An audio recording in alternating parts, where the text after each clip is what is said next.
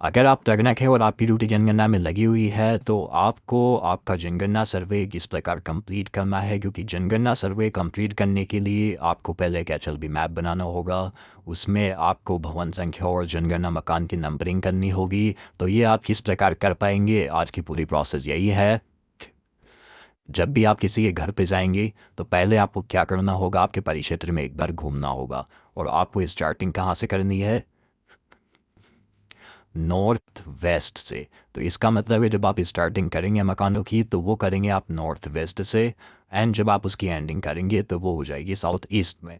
तो ये ध्यान रखने वाली बात है कि आपको स्टार्टिंग नॉर्थ वेस्ट से ही करनी है और एंडिंग आपको वहाँ से करनी है। तो मान लीजिए यहाँ पे जनगणना कार्य के लिए आपको सबसे पहला ज़रूरी है जनगणना भवन और जनगणना मकानों की संख्या की काउंटिंग करना, क्योंकि आपकी जो एचएलओ ऐप रहेगी उसमें आपको फर्स्ट ऑप्शन ही मिलेगा भवन की संख्या डालना, साथ ही साथ उसमें ऑप्शन मिलेगा आपको जनगणना मकानों की संख्या डालना। भवन की संख्या जनगणना मकानों की संख्या से अधिक नहीं हो सकती है, ध्यान रखिए, आप ये नोट कर लीजिए।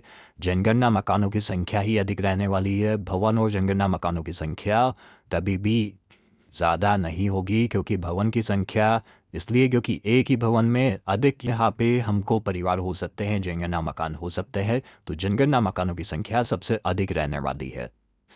चाहे वो मंदिर हो, स्कूल हो, कोई मकान हो, हॉस्टल हो, चाहे फ्लैट्स हो, या फिर गांव में कोई यहाँ पे आवासीय मकान हो, गैर आवासीय मकान हो, तो वो सारी डिटेल आपको यहाँ पे मिलने वाली है। तो पहले हम बात करेंगे कि जो मकान की संरचना होगी जनगणना मकान की वो कैसी हो सकती है, किस तरह की हो सकती है, फिर हम फॉर एग्जांपल यहाँ पे सीखेंगे, क्योंकि स्टेप बाय स्टेप सीखने वाली चीज़ है ये। सबसे महत्वपूर्ण यही होने वाला है आपके लिए कि आपको भवन और जनगणना मकानों की संख्या स्टेप बाय स्टेप देनी है। तो यहाँ आप देख सकते हैं कि भवन किस तरह के हो सकते हैं, किस तरह की उनकी छत हो सकती है।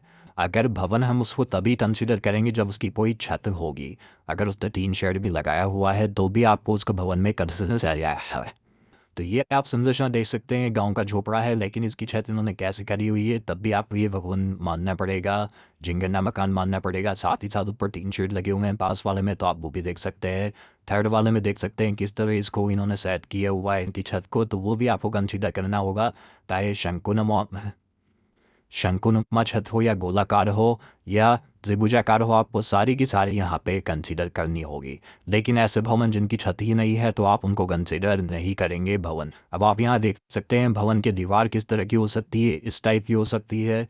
ये पूरी की पूरी संरचना आप यहाँ से देख सकते हैं। इस तीन शेड वाले को भी आपको भवन मानना पड़ेगा। ग्रामीण क्षेत्र में अगर इस तरह की यहाँ पे आपको मकान मिलते हैं, भवन मिलते हैं, तो आपको इनको भवन में कंसीडर करना पड़ेगा, जनगणना मकान में कंसीडर करना पड़ेगा।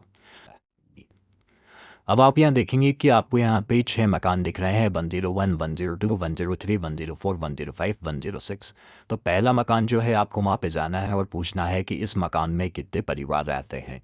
अगर एक ही परिवार रहता है और यहाँ पे क्योंकि मकान का एंट्रेंस एक ही है और एक ही परिवार अगर यहाँ पे रहता है तो आपको इसमें जनगणना मकाबत भवन संख्या देनी है CN1 या जबन 01 भी आप लिख सकते हैं। और ब्रैकेट में जब आप इसकी मकान संख्या डालेंगे जनगणना मकान संख्या तो वो आ जाएगी 0001, क्योंकि एचएलओ ऐप में भी आपको 4 डिजिट की संख्या देनी है। आप चाहे तो ब्रैकेट में 1 भी लिख सकते हैं, वो आपकी इच्छा है। साथ ही अब हम दूसरे मकान पे चलते हैं 102 में।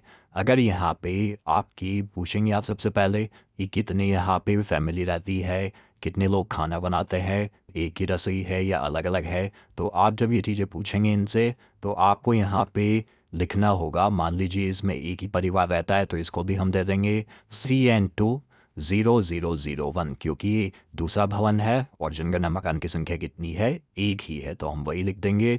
थर्ड मकान पे आते हैं। थर्ड मकान में मान लीजिए सपोज इसमें 2 फैमिली रहती है, दोनों रसोई में खाना अलग अलग बनाते हैं, तो इस मकान को हम संख्या दे देंगे CN3 0002, क्योंकि इसमें 2 परिवार हैं और 2 रसोई है, तो इसमें आपको यहाँ पे संख्या दे देनी होगी।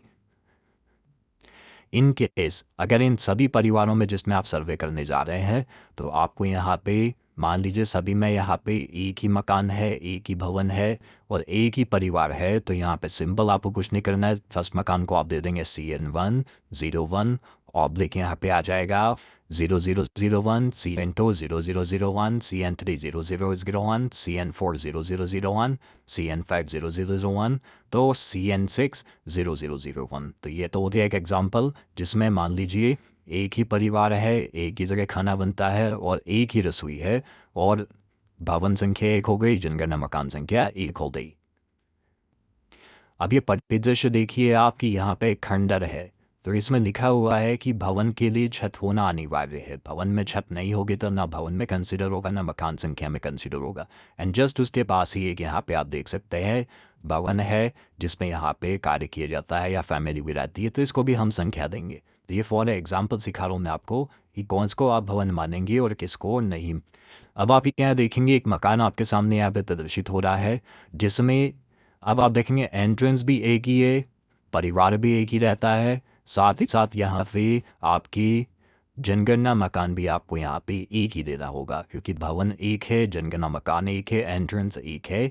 तो यहाँ पे आप देख सकते हैं एक ही भवन है, एक ही जनगणना मकान संख्या है। तो हमने वहाँ पे 6 तक संख्या दे दी थी, तो यहाँ पे दे देंगे CN7 0001। अब हम चलते हैं यहाँ पे, कोई इस तरह के आपको मकान मिलते हैं जिसमें आपको 4 सिंगल मकान मिले, एक में डबल स्टोरी है, एक में ट्रिपल स्टोरी है।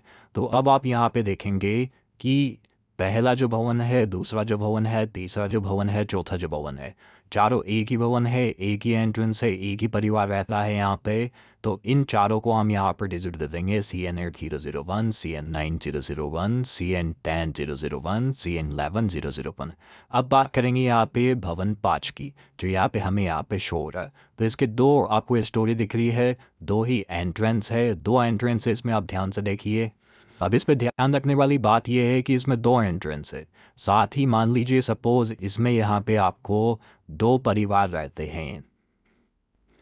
वहाँ आप गए, उन्होंने बताया कि हमारी 2 फैमिली है, एक फैमिली ऊपर रहती है, एक नीचे रहती है भवन 5 में। तो यहाँ पे आपको क्या करना होगा, यहाँ जो आप संख्या देंगे वो देंगे CN12, साथ ही साथ 0002, मतलब ये भवन संख्या 12 है और इसमें 2 जनगणना मकान है, क्योंकि इसमें 2 एंट्रेंस है।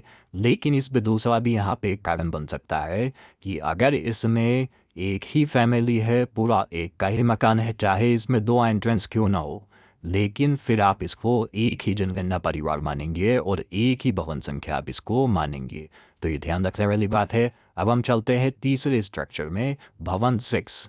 भवन 6 में यहाँ पे आप देख सकते हैं एक ये अलग अलग एंट्रेंस यहाँ पे दी हुई है। तो यहाँ पे इसमें 3 अगर परिवार रहते हैं तो आपको तीनों को अलग अलग संख्या यहाँ पे देनी होगी, क्योंकि 3 परिवार रह रहे हैं, तीनों अलग अलग खाना बनाते हैं। तो 3 जनगणना मकान यहाँ पे हो जाएंगे और भवन संख्या हो जाएगी, मैं आपको बता दूँ, CN13 लिख देंगे हम इसको, और जनगणना मकान संख्या में अब लिख देंगे 0003 या ब्रैकेट में 3। वो आपके ऊपर डिपेंड करता है आप कैसे लिखना चाहते हैं, आपको खुद को समझ में आना चाहिए, क्योंकि वापस से जब सर्वे होगा तो आपको यही चीज़ें ध्यान में रखनी होगी, और तब आपको पता लगना चाहिए कि मैंने किसको क्या भवन संख्या दी थी, मैंने क्या लिखा था। तो वो सारी चीज़ें आपको आपके अकॉर्डिंग करनी है कि आपको क्या सूटेबल लगता है। इसमें कोई प्रेशर नहीं है कि आपको 1 लिखना है, 001 लिखना है, वो आपके ऊपर डिपेंड करता है, समझ में आपको आना चाहिए, क्योंकि काम आपको करना है, कोई और करने वाला नहीं है।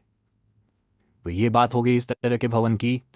अब हम यहाँ पे बात करते हैं फ्लैट की। फ्लैट या मान लीजिए आप बहुमंजिला अपार्टमेंट है, तो आप देख सकते हैं यहाँ पे कि आपको कितने फ्लैट यहाँ पे दिख रहे हैं, 1 2 3 4 5 6 7 8। तो यहाँ पे टोटल जो यहाँ पे फ्लैट्स दिख रहे हैं हमें दिख रहे हैं यहाँ पे 8। लेकिन यहाँ पे जो हम इस अपार्टमेंट को मानेंगे वो मानेंगे एक भवन, क्योंकि ये एक ही भवन है, उसके पार्ट से इसमें मकान बने हुए हैं, जिनका नाम मकान है, सब में अलग अलग फैमिलीज़ रहती है, अपना अपना खाना बनाती है इस रसोई में। तो आपको सिंपल यहाँ पे जो जनगणना मकान संख्या देनी है, भवन संख्या देनी है, वो आ जाएगी CN14 ऑब्लिक व नीचे 0008, क्योंकि 8 जनगणना मकान है यहाँ पे और एक भवन है। तो ये अपार्टमेंट की यहाँ पे बात हो गई। तो ये चीज़ हमें समझनी चाहिए कि जैसे हम किसी फ्लैट में गए, फ्लैट में एक ही बिल्डिंग है, उसमें उसको हमें एक भवन मानना है, और उसके जो भी अपार्टमेंट्स है, जो भी रूम्स वगैरह है, उनको सबको हम वहाँ पे जनगणना मकान अलग अलग मान लेंगे। लेकिन अलग से मान लीजिए, सपोज कीजिए इसी फ्लैट के पास एक छोटा सा पोर्शन बनाया हुआ है किसी मालिक ने या नौकर ने अपने लिए अलग से बना हुआ है, तो उसको भी हम वहाँ पे एक जनगणना मकान संख्या में काउंट करेंगे। अब सपोज करते हैं हम इस मकान में जाते हैं यहाँ पे, तो आप यहाँ पे देखते हैं, मान लीजिए इस तरह का कोई मकान मिलता है, 5 एंट्रेंस आपको मिलती है, तो एक ही मकान में एक ही परिवार रह रहा है, जनगणना मकान संख्या 1 है। और दूसरे में यहाँ पे 3 एंट्रेंस है, फिर भी एक ही फैमिली रह रही है, तो इसको हम जनगणना मकान संख्या 2 मान लेंगे, क्योंकि बना हुआ एक ही है। यहाँ पे पूरी फैमिली यहाँ पे रहती है, लेकिन यहाँ पे हम मानेंगे 2 फैमिली यहाँ पे रहती है। दोनों फैमिली के, एक फैमिली के कमरे में 2 कमरे आते हैं, दूसरी फैमिली के स्वामित्व में 3 कमरे आते हैं, तो भवन तो इसको एक ही कंसिडर मानेंगे। लेकिन इसमें जनगणना मकानों की संख्या अलग अलग हो जाएगी। जिसके कमरे यहाँ पे 2 आते हैं उसको हम जनगणना मकान मानेंगे, जिसके स्वामित्व में 3 कमरे आते हैं उसको हम दूसरा जनगणना संख्या मानेंगे यहाँ पे। तो यहाँ पे हम संख्या दे देंगे CN150002, क्योंकि इसमें 2 जनगणना मकान हमें यहाँ पे शो हो रहे हैं। अब समझिए इस चीज़ को कि ये कोई छात्रावास है, सुभाष चंद्र बोस छात्रावास। इसका एंट्रेंस आपको दिख रहा है कि यहाँ पे एक ही एंट्रेंस है। अब लेकिन जो एंट्रेंस पे वहाँ पे अंदर बच्चे रहते हैं, वहाँ पे अलग अलग कमरों में रहते हैं, और इनकी रसोई सबकी एक है। अब रसोई इन सब की एक है, सभी बच्चे वहाँ पे खाते हैं खाना, तो उसको छात्रावास को पहले वाले को हम दे देंगे जनगणना मकान संख्या 1, क्योंकि भवन तो एक ही मानना है, भवन तो एक ही कंसिडर होगा, 2 भवन यहाँ पे कंसिडर नहीं हो सकते। और इसी भवन के अंदर 3 चीज़ें बनी हुई है कि एक तो वार्डन का रूम बना हुआ है, एक रसोई का रूम बना हुआ है। तो इन वार्डन के रूम को भी, जो भी रूम है, इसको भी आपको कंसिडर करना है, और इसको भी आपको एक जनगणना मकान संख्या देनी है। उस पास वाले को भी आपको एक और जनगणना मकान संख्या देनी है।